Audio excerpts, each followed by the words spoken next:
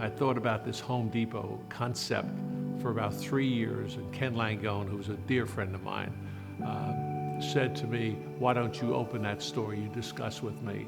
And so began the beginning of Home Depot. We were undercapitalized. We had very little money. We couldn't find bank financing, and it was a very tough deal. And of course, the Cinderella story. This is the fastest growing retail company in the history of America that we know of in a very short period of time. Over a matter of, we started in 1978. Here we are today. The worth of the company is in the billions of dollars, over 300,000 associates, over 2,000 stores, both here in Mexico and Canada. And that all started with us being fired in California in 1978. When you run a business and you grow the way we did, you're always making choices. I mean, risk is there every day of the week. We made decisions every day of our lives. We were shooting the dice every day. When you double in size, when you're small and you're undercapitalized, that's a tremendous risk. So choices were always there. It's a part of life. And in the retail business, when you're open over 80 hours a week, you have choices everywhere. Something is happening somewhere by somebody with something. And so that's always there. There are monumental choices, and typically the toughest choices are the personnel choices, the people.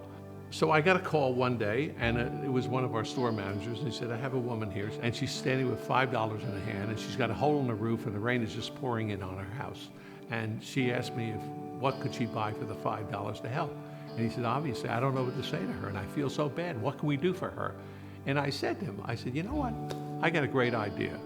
Why don't we Home Depot will supply the merchandise, things that you need, the roofing. You fellas supply the labor. You do it on your own time, not on a clock, but on your own time. Go out and do it. It'll be a great training experience for you, and it'll be wonderful for her. Well, the end of the story is they, in fact, did that. They went up and they fixed her roof, and I don't mean that little portion of the roof. They gave her a whole new roof. And by the way, they not only fixed her roof, they put a porch on for her, they put new windows in for her, and they basically fixed her whole house.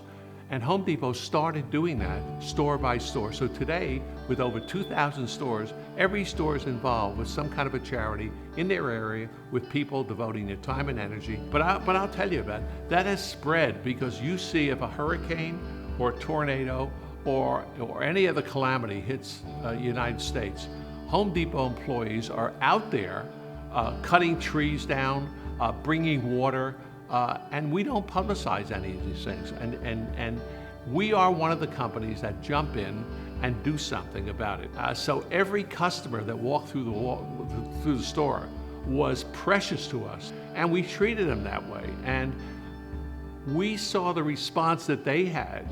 And suddenly we began to realize that this is what we had to do.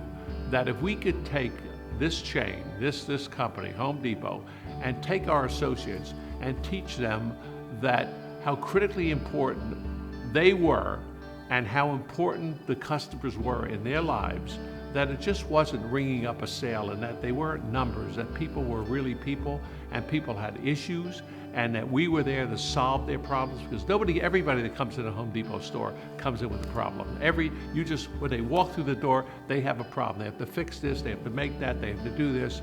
And if you're there for them and you're sincere about helping them, you can change their lives, you can have an effect on their lives, and more importantly, you can have effect on your own life.